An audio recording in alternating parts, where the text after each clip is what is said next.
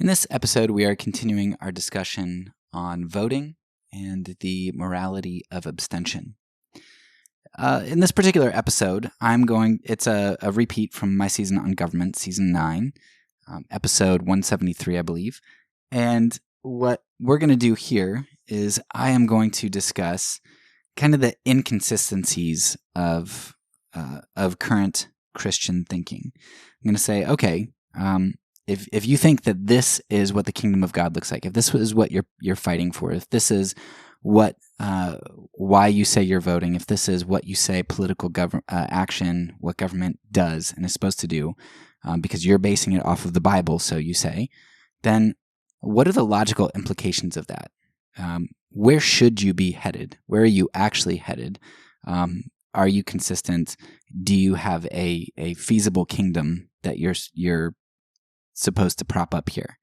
And it's sort of like a reductio ad absurdum. It's saying, okay, given your beliefs, let's follow them out to the logical conclusions, and let's see where that leads us. And so we're going to kind of show what this kingdom should look like compared to what it actually looks like. And that's going to help us to then later in future episodes be able to show you a more positive view of, okay, well, this is the kingdom that I think Jesus proposed, and one that I think is actually coherent.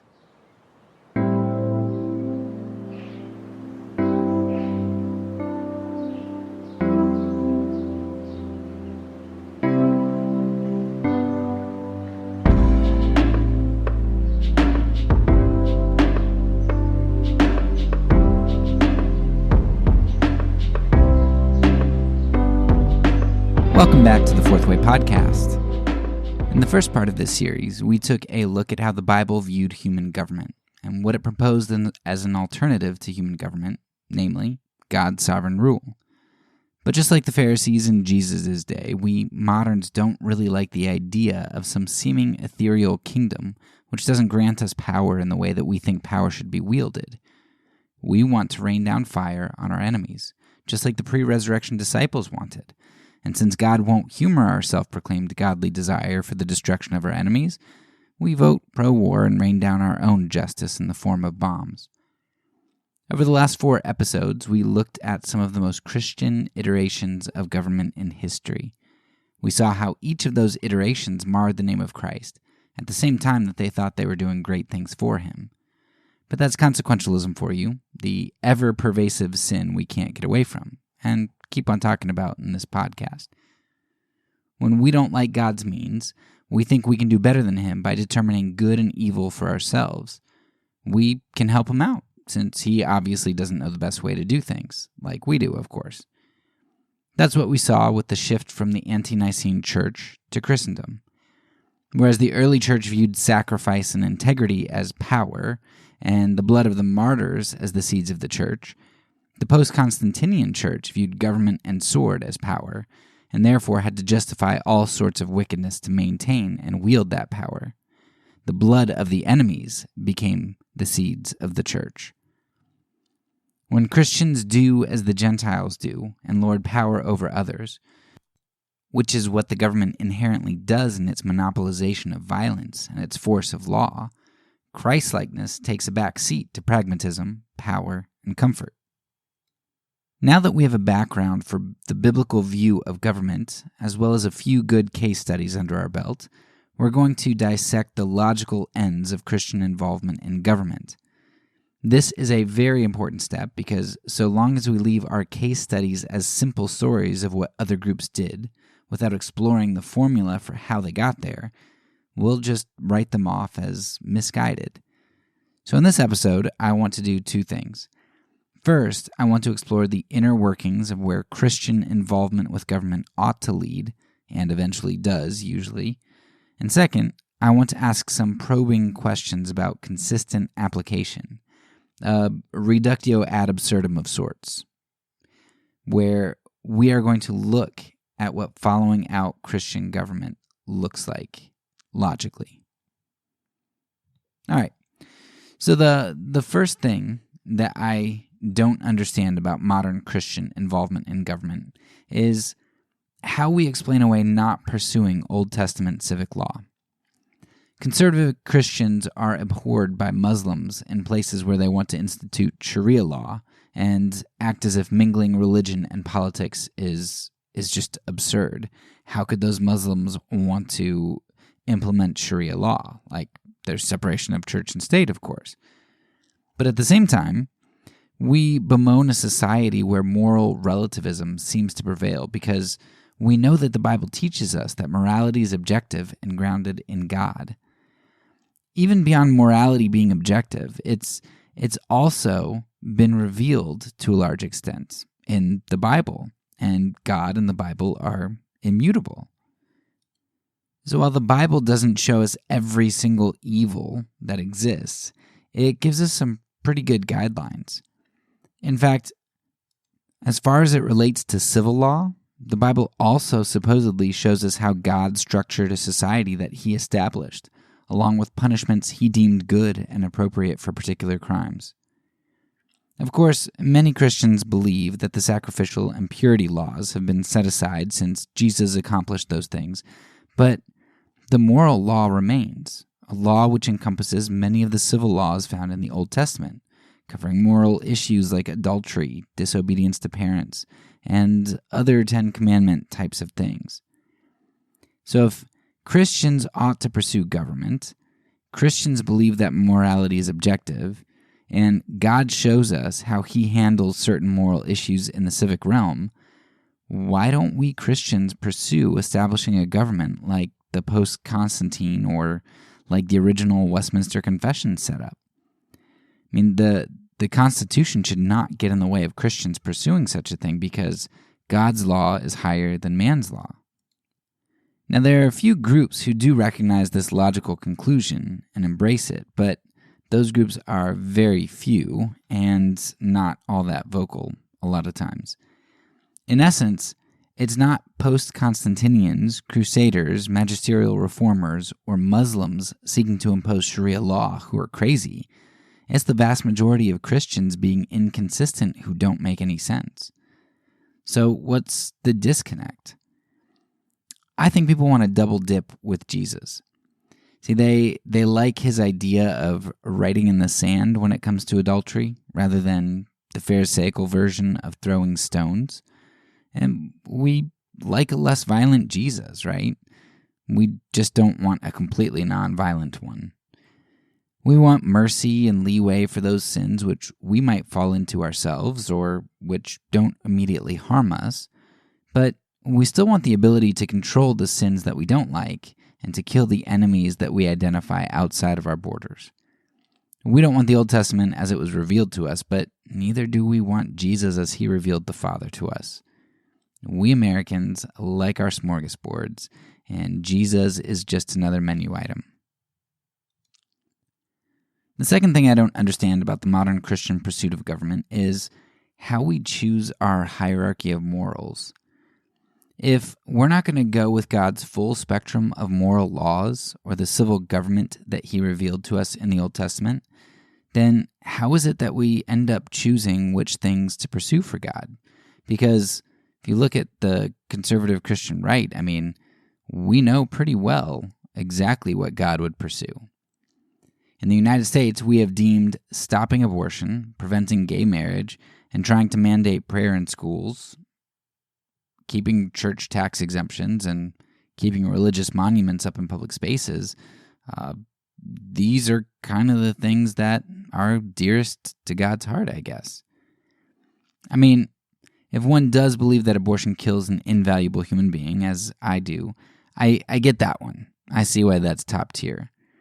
But why is gay marriage on that list? Isn't adultery and divorce a far greater issue for Christians and society in terms of numbers and overall impact?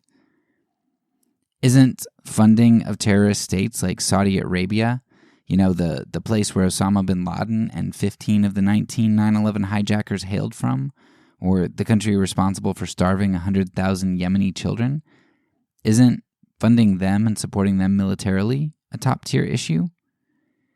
If I were a Christian pursuing government, I'll tell you how I'd decide what's important. I'd look at the Bible and I'd see what really pissed God off the most. When is God portrayed as being so mad that he either allows really bad things to happen to people or he's depicted as harming them?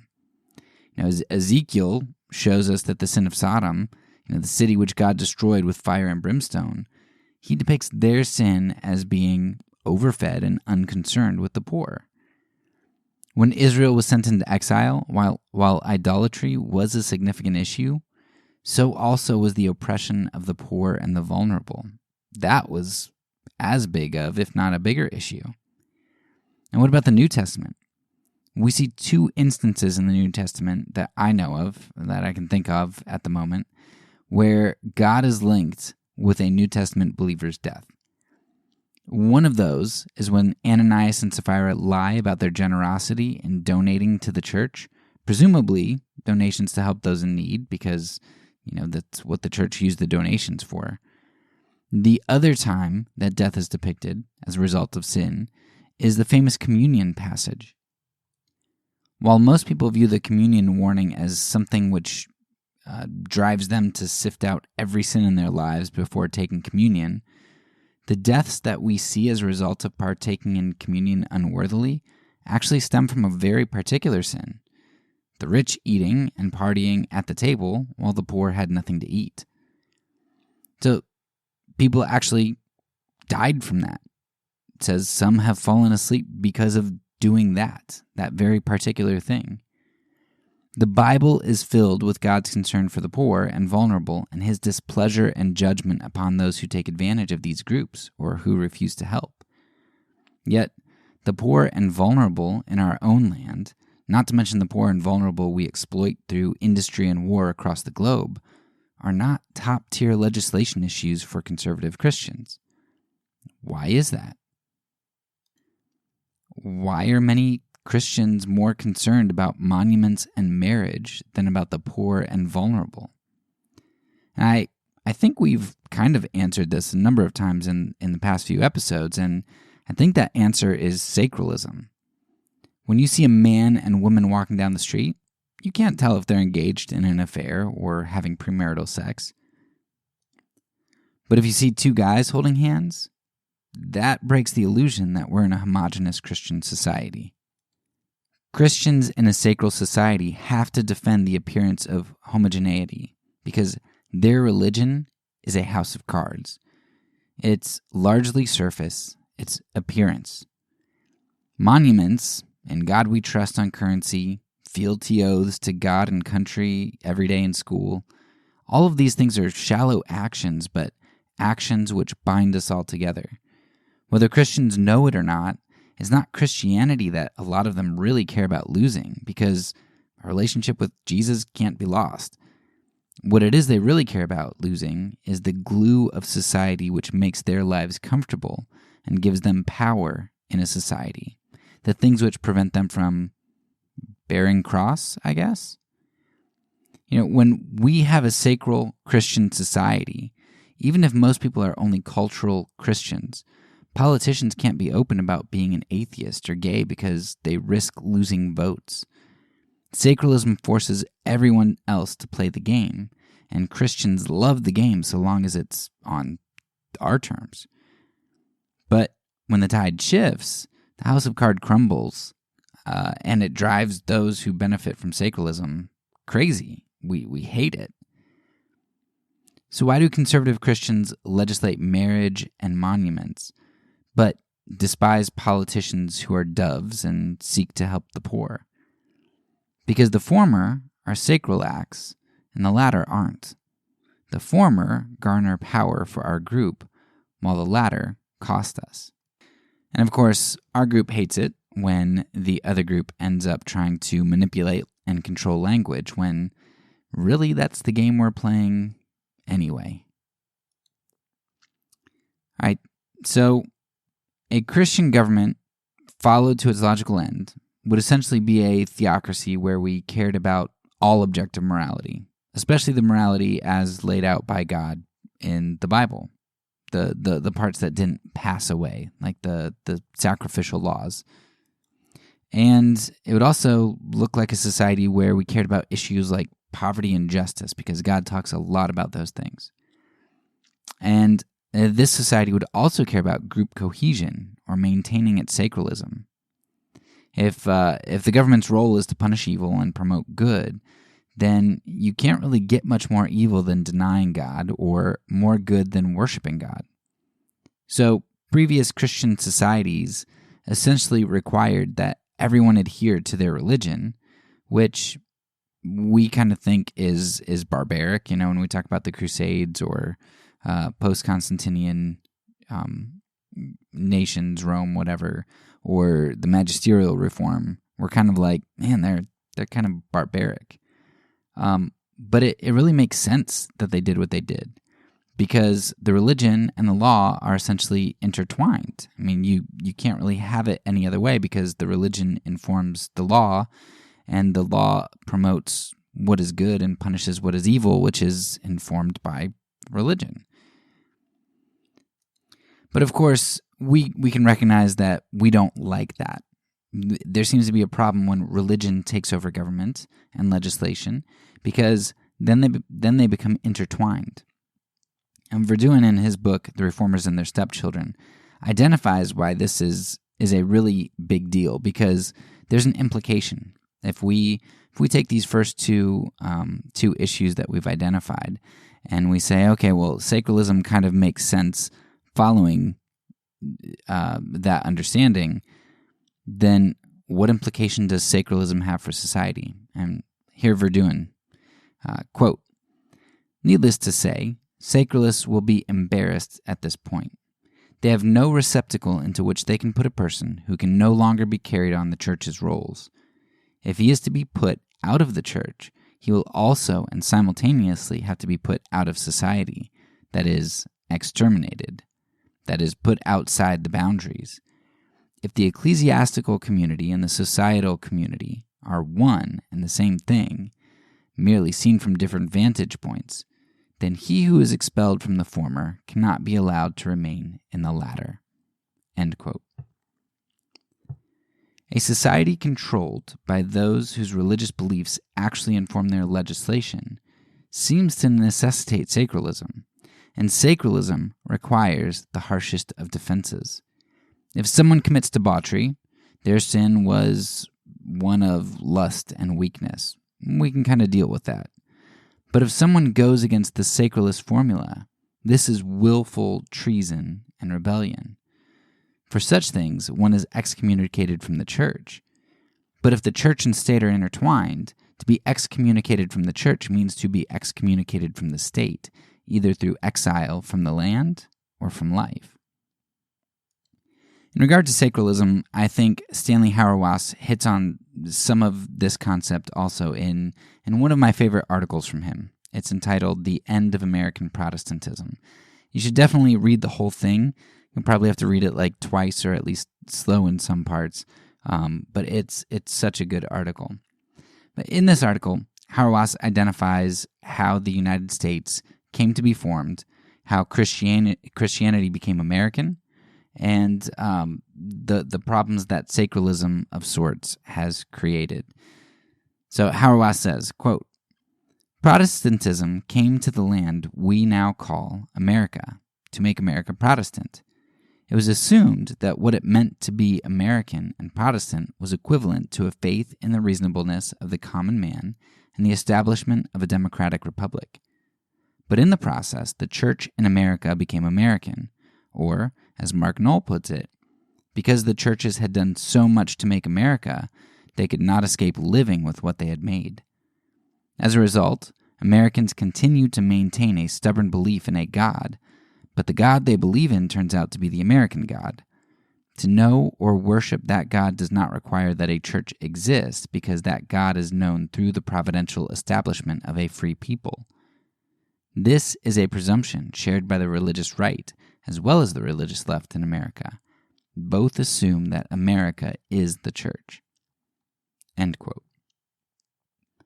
So while the United States has a separation of church and state on the books, Hauerwas argues that the two have really been conflated. America is our church. And that seems clear when you realize that in many conservative churches, to attack the Republican Party, to stand for racial reconciliation, to not be a war hawk or to kneel for the national anthem is akin to blasphemy.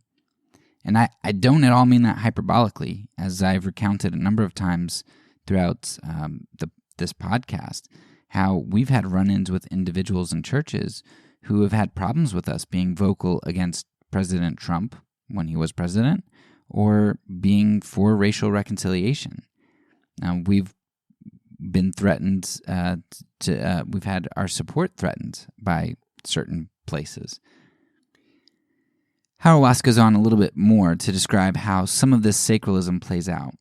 He says, quote, "The story that you should have no story, except the story you choose when you had no story, obviously has implications for how faith is understood. The story that you should have no story, except the story you choose when you had no story, produces people who say things like, 'I believe Jesus is Lord, but that's just my personal opinion.' The grammar of this kind of avowal obviously reveals a superficial person. But such people are the kind many think crucial to sustain democracy, for such a people are necessary in order to avoid the conflicts that otherwise might undermine the order, which is confused with peace, necessary to sustain a society that shares no goods in common other than the belief that there are no goods in common. So an allegedly democratic society that styles itself as one made up of people of strong conviction, in fact becomes the most conformist of social orders because of the necessity to avoid conflicts that cannot be resolved." End quote. So to wrap this all up, a lot of the vitriol that we're seeing politically in the States is, in my opinion, a result of our sacralism coming to a head.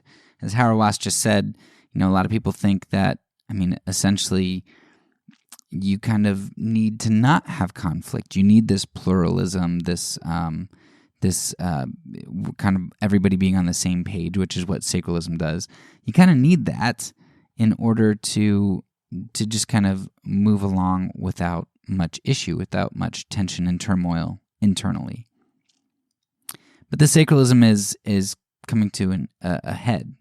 That old sacralism of monuments and slogans, it really isn't going away, even though we see the monuments toppling and the slogans being attacked and, new people coming out on currency.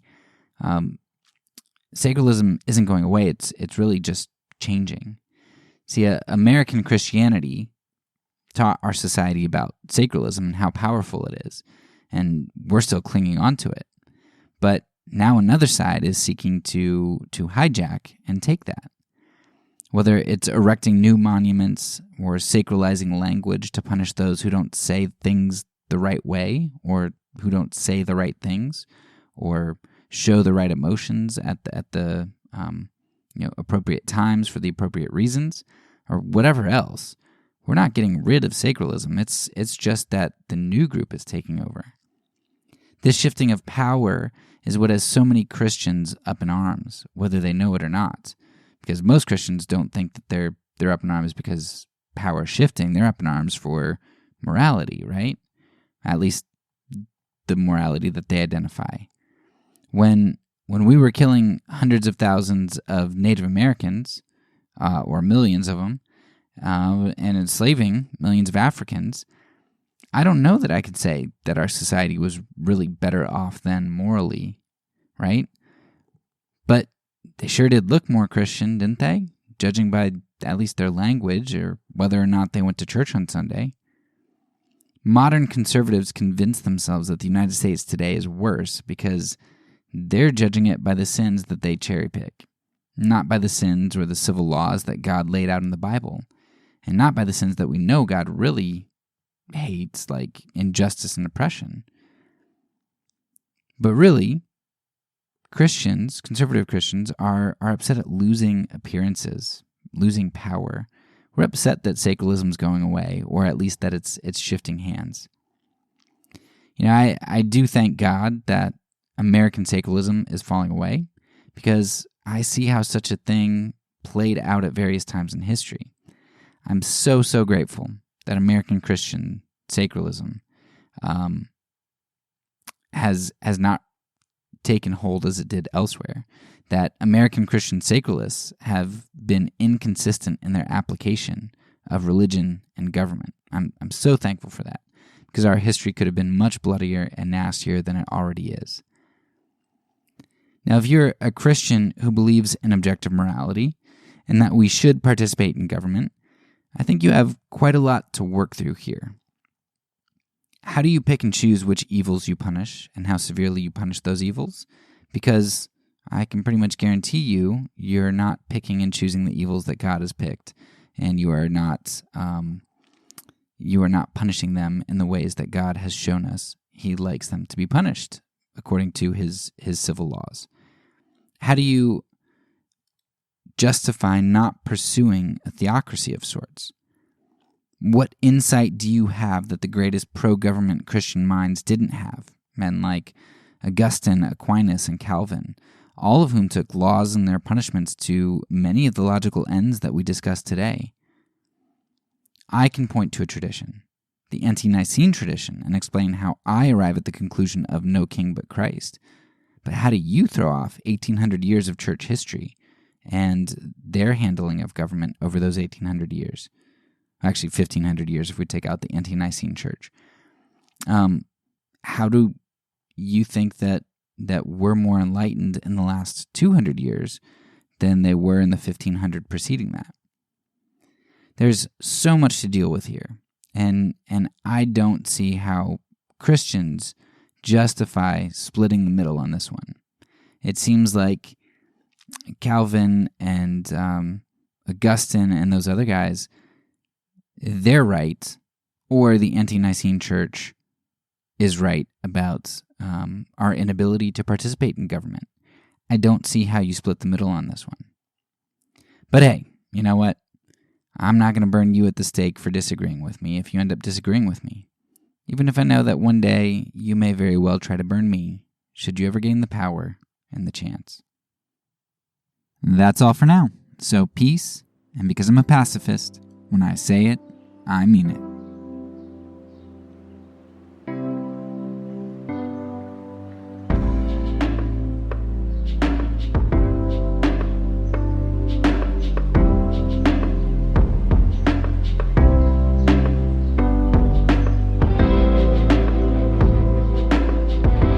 This podcast is a part of the Kingdom Outpost Network. Please check out the links below to find other great podcasts and content related to nonviolence and kingdom living.